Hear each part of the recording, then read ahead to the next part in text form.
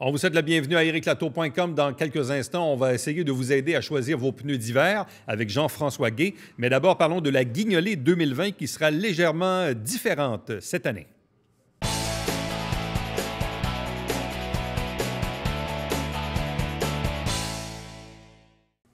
C'est le temps des fêtes, effectivement. Il faut parler de la Guignolée 2020 qui, vraisemblablement, sera un peu différente des autres années. COVID oblige. On vous présente le président d'honneur de la Guignolée 2020. Il est directeur général à la Chambre de commerce et de l'industrie du Haut-Richelieu, Michel Milot. Bonjour et bienvenue. Bonjour, merci. Bon, d'ailleurs, on a notre centre de table très Noël. On vient de changer de semaine de production, donc on est dans la thématique du temps des fêtes. Et là, la Guignolée, ça devient un peu un casse-tête pour tout le monde. Parce que là, avec les règles sanitaires, qu'est-ce qu'on fait, qu'est-ce qu'on peut faire, qu'est-ce qu'on veut faire, avec quel bénévole, bref, expliquez-nous un peu comment ça se passe. On vous a demandé d'être un peu comme le président d'honneur porte-parole cette année. Donc, comment ça va se dérouler sur le territoire de la ville de Saint-Jean-sur-Richelieu? Bon, faut comprendre qu'on a 4 organismes et chacun des organismes va travailler d'une manière différente cette année à cause de différents enjeux qui proviennent de la COVID, là, les bénévoles, etc.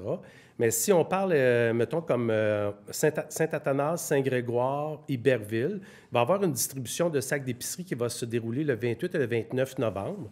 Par la suite, les citoyens vont être appelés à apporter leurs denrées au Centre d'action bénévole d'Iberville le 6 décembre entre 8h30 et 16h.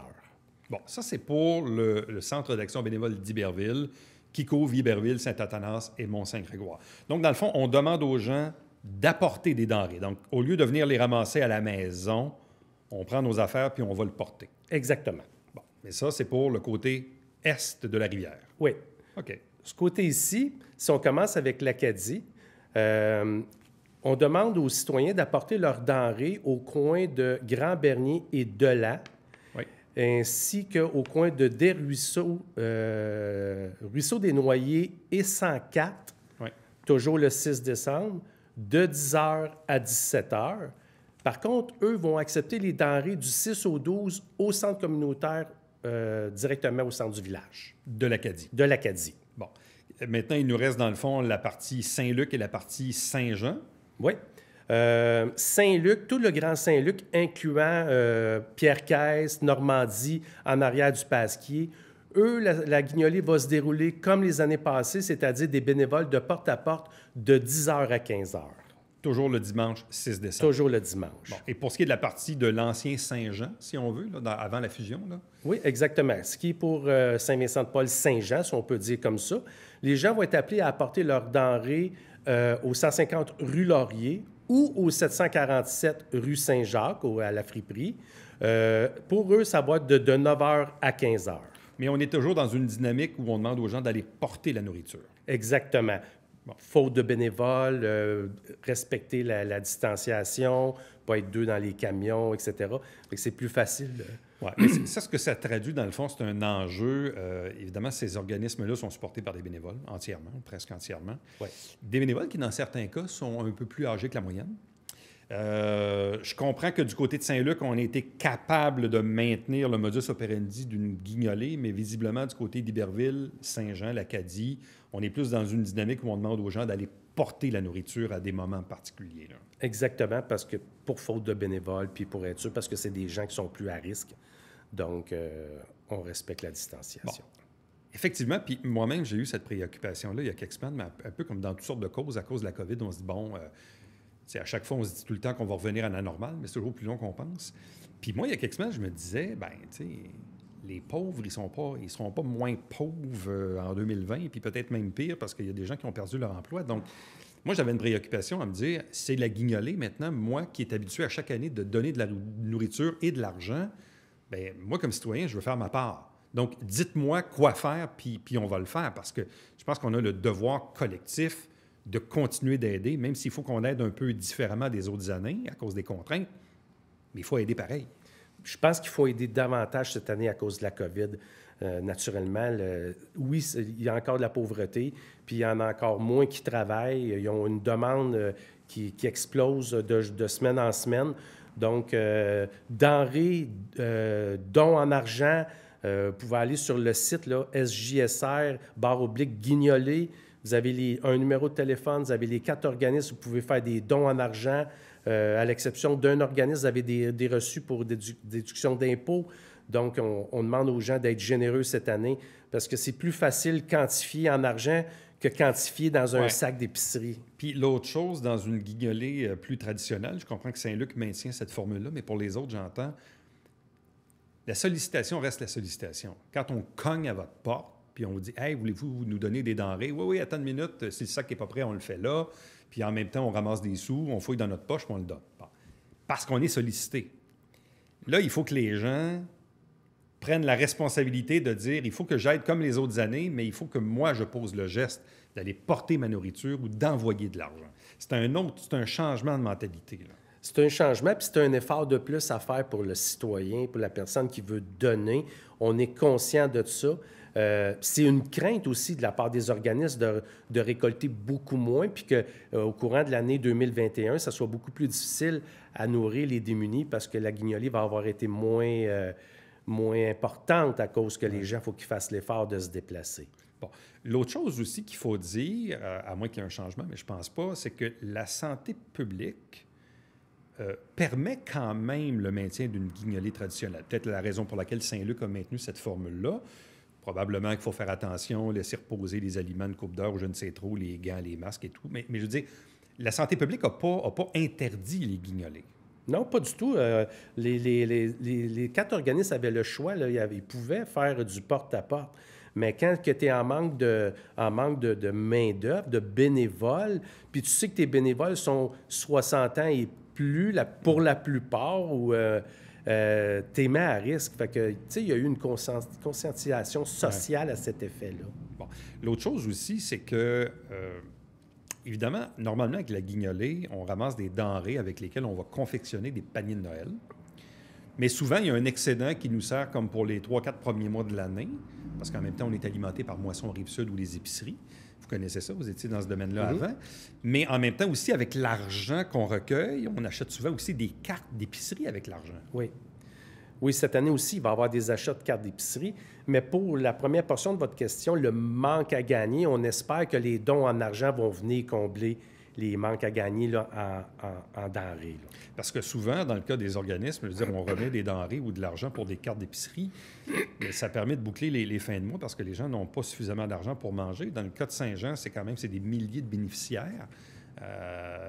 Tout confondu, c'est probablement, je ne sais pas moi, 5000 personnes qu'on vient aider qui n'ont peut-être pas les moyens de se nourrir convenablement. Donc, dans une société comme la nôtre, demain matin, on n'a plus ces organismes-là. On est en difficulté, là. Mais on est beaucoup en difficulté, puis il y a de plus en plus de familles dans le besoin. C'est ça qui est inquiétant depuis une partie de 2019-2020. Au lieu d'être des individus seuls, c'est des familles dans le besoin. Bon. Dans le fond, le message à retenir, puis vous avez l'information à l'écran, donc sjsr.ca/guignolée ou le numéro de téléphone 450-357-2370. Donc, si les gens vont sur le web ou téléphone, ils vont pouvoir savoir, selon le secteur où ils habitent, de quelle façon ils peuvent continuer d'aider à l'occasion de cette guignolée-là. Exactement. Bon. Parce qu'on le répète, dans le cas de Cab, Iberville, Saint-Athanas, Saint-Grégoire, dans le fond, il faut aller porter les denrées. Mais là, il y a des journées pour le faire. Là, tantôt, vous avez dit le 28-29. Le 28-29, il va y avoir une distribution de sacs d'épicerie directement aux citoyens pour qu'ils puissent remplir le sac et l'apporter au Centre d'action bénévole d'Iberville le 6. OK. Donc, le 28-29 novembre, du côté d'Iberville, on distribue des sacs, puis on demande aux gens de les remplir, puis d'aller les porter le 6 décembre au Cab à Iberville. Exactement. OK. Dans le cas de Saint-Luc, c'est la guignolée traditionnelle. Oui. Dans le cas de l'Acadie, on demande aux gens d'aller porter les denrées, mais à 2 places, dans le fond. Bien, 3 places. 3 places, mais coin de l'An-Grand-Bernier, Ruisseau des Noyers 104, et du 6 au 12 décembre au centre communautaire, au village directement. Bon. Et du côté de l'ancien Saint-Jean, on parle, dans le fond, toujours du 6 décembre, le dimanche, où on va porter nos denrées, soit ici, sur Laurier, coin Saint-Georges, ou sinon sur Saint-Jacques...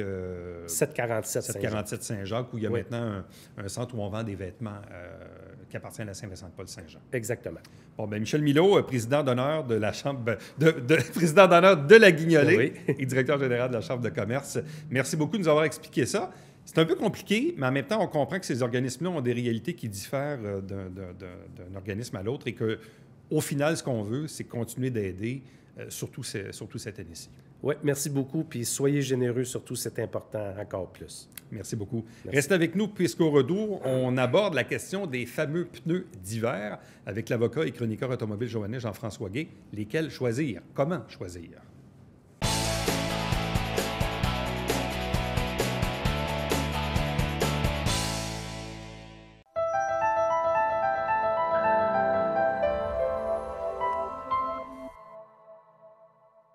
Mesdames et messieurs, bonjour et bienvenue à la Justice entre nous. Mon nom est Serge.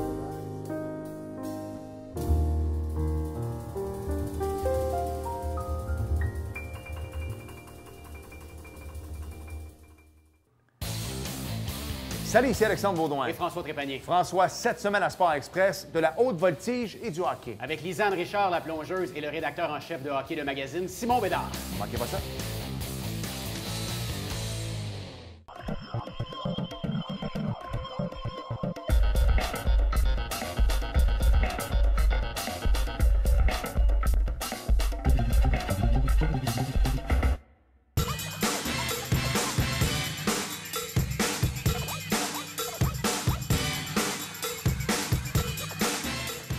Dimanche, 9h30, Télé Bingo, on vous attend.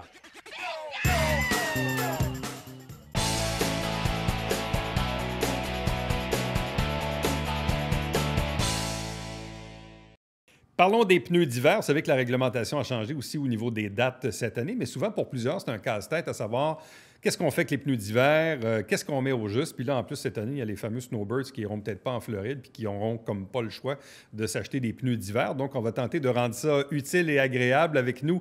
Il est avocat et chroniqueur automobile, c'est Jean-François Guay. Salutations. Salut, Eric. Et là, on a troqué notre table, notre centre de table pour des pneus. Oui, pour des pneus. C'est très joli quand même. C'est très joli. Puis il faut dire aux auditeurs, aux téléspectateurs plutôt, que les pneus roulaient tantôt. Fait que tu as sorti ton marteau, puis tes yeux Oui, c'est cloués. ça, on les a cloués, donc désolé pour ceux qui nous l'ont fourni, mais petit clin d'œil, on n'a pas fait ça. Donc, qui nous a prêté les pneus aujourd'hui? C'est Pneus Bernard, Bon. de Saint-Jean-sur-Richelieu. On les remercie, mais non, on n'a pas endommagé les pneus, on les a pas vissés dans le plancher. On vous le dit tout de suite. Là, à chaque année, c'est souvent le 10e. Là, premièrement, la loi a changé. Oui, maintenant, c'est à partir du 1er décembre. Bon. Puis avant, c'était le 15 décembre. Mais en même temps, si tu habites en Abitibi ou au Saguenay pour au Bas-Saint-Laurent, on s'entend-tu que tu es fait poser avant le premier? Tu as bien Et raison. même ici, là. Sauf que, tu vois, les garagistes ont de la misère à répondre aux besoins parce que là, ça enlève 2 semaines parce qu'il y a toujours des retardataires. Hein. Évidemment. Souvent, les retardataires, c'est à la suite de décembre, mais là, c'est les 2 derniers du mois de novembre. Bon. Donc, on ramène la date, mais en même temps, comme je le disais en introduction, mais c'est pas une farce parce que j'ai parlé récemment à quelqu'un qui pose des pneus dans la vie, et là, c'est les snowbirds, là. Oui. C'est surprenant, mais il y a beaucoup de snowbirds qui n'iront pas en Floride cet hiver, qui visiblement y allaient par la route, puis qui se font poser des pneus, là, ce qu'ils n'ont jamais fait dans le passé. Effectivement, parce qu'il y en a plusieurs centaines de milliers, des snowbirds. Tout à fait. Et souvent, les snowbirds, bien, ils partaient juste avant Noël ou après Noël. Puis, pour les gens qui ne savent pas, bien, vous pouvez aller chercher une autorisation auprès de la SAC pour rouler pendant une période de séjour sans pneus d'hiver. Puis ça, c'est renouvelable 4 fois dans l'année. Donc, souvent, les snowbirds allaient chercher ce certificat-là.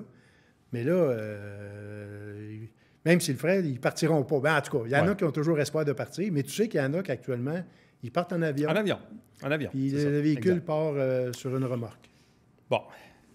Les pneus d'hiver, bon, on s'entend qu'il y en a de toutes les grandeurs, ça va, mais il y en a de toutes les sortes. Puis même dans certaines marques, il y a plusieurs sous-marques. Exactement. Comment on se fait pour puis différents prix aussi. Oui. Comment on fait pour se démêler quand vient le temps d'acheter des pneus d'hiver? Moi, je vous dirais, pour les pneus d'hiver, actuellement, il y a 4 catégories. Là. Si on ne regarde pas les prix, si on ne regarde pas les marques, je vous dirais, il y a les pneus à neige. Hein, vous avez un pneu à neige, le premier ici, là, à ma droite, là, Ici, dépendamment- le Michelin. ouais, le Michelin, le nouveau Michelin Excite Snow. Vous avez ici le R3 de Nokian, le deuxième. Ouais. Ça, il est un pneu à glace. Et vous avez ici le Toyo Celsius. Ça, c'est un pneu toutes conditions climatiques. C'est un nouveau 4 saisons qui s'adresse peut-être justement aux snowbirds. Et vous avez ici un pneu à clous. Il y a un autre Nokian, ici, c'est le AK Peloton 9, qui est un pneu à clous. Vous savez maintenant que vous pouvez acheter des pneus à clous, des pneus à crampons, si vous préférez, dont les crampons sont installés en usine. Donc, ça fait en sorte que c'est beaucoup plus durable, parce que souvent, les gens, anciennement, ils faisaient installer les crampons à l'atelier de mécanique, puis ils le font encore dans les ateliers de pneus. Par contre, mais là, étant donné que c'est installé en usine, bien, le pneu est plus durable. Le pneu aussi, il roule plus doux. Les crampons sont moins bruyants. Puis ils sont plus efficaces aussi. Donc, moi, je pense que c'est un avantage. Si vous voulez vraiment vous acheter un pneu à crampons, il y en a peut-être, je vous dirais, 5-6 modèles actuellement sur le marché. Ben, allons-y justement avec le premier à l'autre extrémité, là, qui est le Acapilita SUV9. Exact.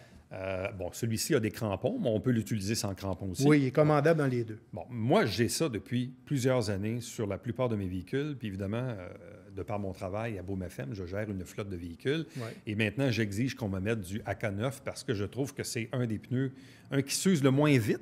OK. On est capable de faire 3-4 bonnes saisons avec. Puis il donne un rendement assez exceptionnel dans toutes les conditions, surtout quand on est dans des conditions plus rurales, je dirais, là. Oui. Personnellement, mais il coûte plus cher. C'est sûr que c'est plus cher, hein, comme on dit. 20 plus cher, des fois. C'est plus cher. Ouais. Il y a des marques qui sont plus chères. Aussi, on pense à Michelin, parce que là, tu vois, lui, c'est le roi, si on veut, de la catégorie avec le R3 dans les pneus d'hiver. Ouais. Mais là, cette année, le nouveau Michelin, là, X16 Snow. Oui, parce qu'il y avait le X16 tout court. Exact. Ceci X3. dit, qui, sur la neige, n'était pas terrible. Exact. C'est un pneu à glace. C'est un ça. pneu à glace. C'est un Mais des là, meilleurs pneus à glace. Mais là, c'est le premier sur le bord ici. Là. Ça, c'est un X3... Ça, c'est X16 X16, Snow, Snow. qui est tout nouveau, qui est un pneu qu'on voit par la semelle qui est beaucoup plus agressif. Ouais. Parce que quand on veut distinguer un pneu à neige d'un pneu à glace, vous remarquerez qu'un pneu à neige, entre les blocs, hein, il y a plus d'espace pour permettre que le pneu évacue plus facilement la neige, pour qu'il s'embourbe moins facilement. Si on prend un pneu à glace comme celui-ci, le Nokian R3, Le deuxième. le deuxième, vous remarquerez que les blocs sont plus rapprochés. Malgré que lui, il y a quand même une ligne, une silhouette, là, un profil, une semelle, je dirais plutôt, assez agressive. Mais il est à glace, mais il doit être quand même assez efficace sur la neige. Il est efficace dans les deux. Il y a des pneus à glace qui sont plus faciles à reconnaître parce que tu parlais tantôt du Michelin XI3, XS XI3. Oui, dans le temps, ouais. On remarquera que les crampons sont beaucoup plus rapprochés, sont moins agressifs. Et ça fait en sorte aussi, on appelle ça des pneus à glace ou des pneus à friction. C'est que ça pompe bien là, au niveau de la glace, là, il y a une adhérence exceptionnelle. Mais là, ton troisième, Oui. qui est ton Toyo Celsius, c'est un 4 saisons, mais qui est... Est-ce que le petit flocon pour rouler avec l'hiver? Il y a un flocon, oui. Puis ça, c'est une nouvelle... Bien, c'est sûr que ce pneu-là ne sera pas très... sera peut-être pas populaire au Québec. Ça va peut-être plus être populaire aux États-Unis. On pense aussi en Colombie-Britannique où les hivers sont très doux.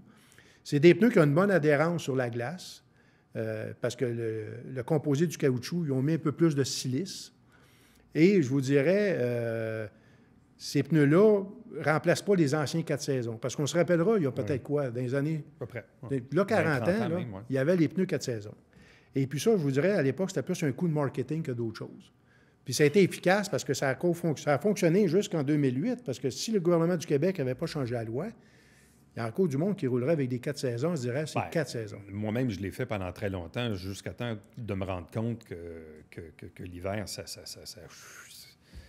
c'était pas très agréable. Là. Au début, on trouvait ça donc bien fantastique, mais finalement, on se rendait compte que le 4 saisons, il était utile quand tu l'achetais au mois d'octobre. Tu Effectivement. passais ton premier hiver avec, c'était correct. Oui.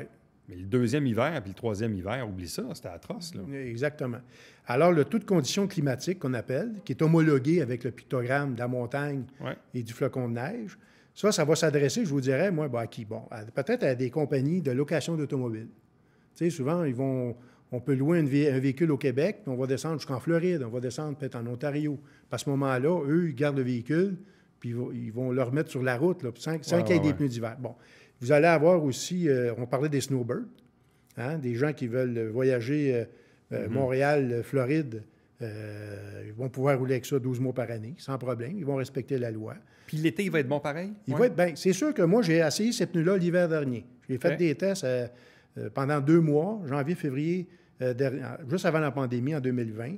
C'est des pneus que je vous dirais que les meilleurs pneus de la catégorie sont supérieurs au niveau de la traction, de l'adhérence à des pneus chinois, il faut le dire comme ça, bas de gamme, des pneus d'hiver bas de gamme. Ces pneus-là vont être supérieurs. Mais il faut faire attention, parce que dans cette catégorie-là, vous avez des pneus qui, je pense à BF Goodrich. Je pense au... BF Goodrich, eux autres, ils ont gardé un vrai pneu 4 saisons, le même moule, le même design, mais ils ont juste à rajouter de la silice dans le caoutchouc pour que le pneu reste plus tendre en hiver.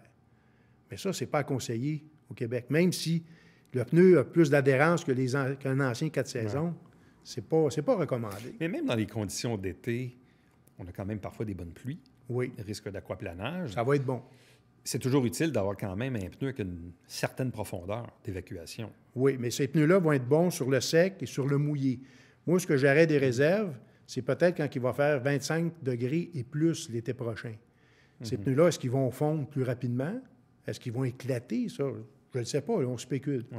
Mais moi, en hiver, c'est sûr qu'en bas de moins 10, la gomme va durcir, puis là, vous allez avoir des problèmes au niveau du freinage puis de la motricité. Puis en été, à des températures au-delà de 25 degrés, je ne peux pas me prononcer, je ne les ai pas essayés encore en été, je ne les ai pas testés. Mais on peut se questionner. Mais quand on essaie, comme tu dis, un pneu d'hiver, là, Oui. est-ce qu'on voit vraiment la différence? Là? Ah oui. Oui? Oui, je te disais, mettons que je t'inviterais à mon prochain match de pneus d'hiver. Bon, c'est sûr que les premières fois, hein, tu verrais peut-être pas la différence. Mais à un moment donné, là, parce qu'on a toujours deux véhicules semblables ou identiques, Ouais. et je vous dirais qu'à un moment donné, tu es capable de départager vraiment le premier du dernier facilement et le premier du deuxième, troisième, quatrième. C'est une question d'habitude, c'est une question de perception. C'est sûr qu'on fait des tests, là, des tests de freinage, mais c'est mesuré. Hein? Ouais. Des tests d'accélération aussi, tout est mesuré. On fait aussi, au niveau du slalom, on va mesurer les temps. C'est sûr qu'il y a toujours une appréciation, je vous dirais, subjective, hein, Oui. selon chaque essayeur. Mais cela dit, on voit la différence. On voit vraiment la différence, Éric. Mais ton coup de je vais cœur, en revenir là, aux pour- 4 ouais, saisons, là, ouais. excuse-moi, là, juste pour ajouter. Si vous faites plus que 10 000 km par année, moi, je vous dirais, achetez pas un taux de conditions climatiques, à moins d'aller en Floride, comme on parlait pour les snowbirds. Ou quelqu'un qui remet, mettons, qui a un véhicule en fin de location. Mettons qu'il reste seulement 8 mois à faire, il doit changer ses pneus parce que ses pneus d'hiver ne seront pas adéquats. Il peut s'acheter ça. Puis quand il remet le véhicule au locataire, bien, il y a des pneus en bonne condition qui sont homologués autant pour l'été que pour l'hiver. Ça devient intéressant. Oui, ça peut être une option, tout dépendant. Mais ton coup de cœur du pneu d'hiver, c'est quoi? Pour une auto, là. Disons, Ouais. là, comme l'auto que tu as amenée, là, qui est derrière toi, qui est J'ai une auto le même électrique, coup de là, cœur que toi. Les pneus finlandais, les pneus Nokian, ça reste... ça reste dans une classe à part, je vous dirais. Il ne faut pas aussi négliger le nouveau Bridgestone WS90. En passant, tu vois, Bridgestone ne font pas de pneus de toutes conditions climatiques. C'est un des rares gros constructeurs, manufacturiers automobiles, qui ne fait pas de pneus de toutes conditions climatiques. Eux autres, ils ont délégué ça à leur filiale Firestone. Bon. Cela dit, Firestone a une usine à Joliette. Moi, je vous dirais, Nokian est dans une classe à part. Le Blizzak WS90, le nouveau, c'est pas vilain du tout. Il est même très bon sur la glace, dans la neige, puis il est moins cher que les Nokian. Moi, dans mon livre à moi, il arrive deuxième. Le Blizzak? Le Blizzak WS90. Moi, je te dirais, le R3 arrive premier. Ah oui? Ouais. Mais c'est du Nokian quand même. Oui. Le Bridgestone arrive deuxième. Je mettrais en troisième le Nokian AK9 que tu aimes bien. Ouais. Pourquoi je le mettrais troisième? Bien, je vous dirais le R3, c'est quasiment le même prix que le R3, mais lui, c'est vraiment un pneu à neige, alors que l'autre, il est plus polyvalent. Un peu plus. Il est plus doux. OK. Puis je vous dirais aussi, vous allez avoir peut-être un petit peu plus de kilométrage. Vous allez peut-être faire une saison de plus avec Puis lui. Michelin et Toyo? Toyo, bien, le Michelin, là, quand j'ai fait mon match de pneus d'hiver l'hiver passé, je me suis battu avec Michelin pour avoir un set de pneus. Et puis, ils ne me l'ont pas fourni. Donc, je n'ai pas essayé le nouveau Michelin. Mais j'ai bien hâte à l'hiver prochain pour faire une comparaison avec le R3 de Nokian. Pour voir s'il y a une différence. Oui. C'est malheureux. Moi, je pense que, tu sais, il était disponible le pneu, mais à l'époque, on a fait le match comparatif. Michelin faisait des présentations à Mécoglis. Ça, c'est au nord de Montréal. Il invitait des vendeurs de pneus, tout ça, puis ils ont réservé le nouveau pneu à ces essais-là. Il nous reste moins d'une minute. Là, tu te balades avec une Ion Hyundai électrique. Oui. C'est ça? Oui. Comment ça va? Ça va très bien, sauf que, je vous dirais, à ma grande surprise, il y a des bornes. Habituellement, les bornes sont toujours accessibles gratuitement. Et puis là, je me suis rendu, hier, on parle de ça, je parle d'une anecdote personnelle. Je suis allé au palais de justice, parce que tu sais, je suis avocat. Je suis allé au palais de justice de Saint-Jérôme, et pour accéder aux bornes, il faut payer le stationnement. Alors, j'ai dû payer 14 De stationnement. de stationnement pour être capable de recharger la batterie. Ah, ça, c'est plate un peu. Ça, c'est plate. Parce que là, tu sais, le gouvernement du Québec, on sait, cette semaine, ils ont mis l'emphase beaucoup sur les voitures vertes, les voitures électriques pour 2035. Mais ça, c'est pas un incitatif, ça. Puis le véhicule, lui, est-ce qu'il va bien? Il va très bien. Si on parle de la Ioniq, là, c'est vraiment... Tu as vraiment l'impression de conduire une voiture conventionnelle, ne serait-ce qu'à cause du tableau de bord. Ne serait-ce aussi... la prise de recharge, habituellement, est à l'avant du véhicule ou à l'arrière. Là, ils l'ont laissé où est la petite portière pour le réservoir à essence. C'est au même endroit. Puis, concernant la Ioniq aussi, Hyundai a augmenté la capacité de la batterie. Donc, la capacité de combien, à peu près? 292 que moi, j'ai à l'odomètre, à l'indicateur de kilométrage. Eux, ils certifient 274. Puis l'an passé, c'était 200. OK. Donc, c'est du progrès. On pourrait faire presque un Montréal-Québec, là. Presque. Oui, mais il ne faut pas qu'il fasse trop froid, là, on s'entend. Oui, parce que tu vois, ce matin, il faisait des -3 ce matin quand je... Puis la batterie, hier, quand je l'ai éteint, le véhicule, l'autonomie était à 253. Puis là, il était à 214 ce matin, quand j'ai démarré le véhicule. Jean-François Guay, merci beaucoup. C'est toujours fort instructif et merci à Pneus Bernard de Saint-Jean-sur-Richelieu pour le prêt de ces pneus qu'on n'a pas du tout endommagés. Merci. Salut. Reste avec nous. Au retour, le mot de la fin.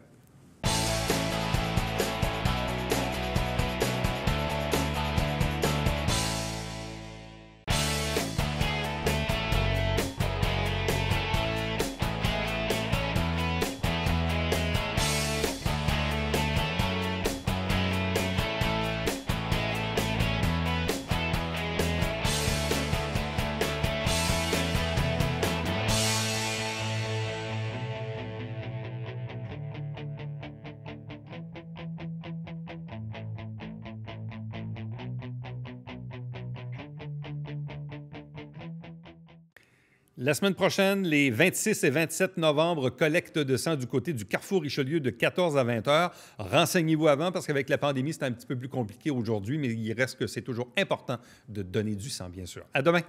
Bye-bye.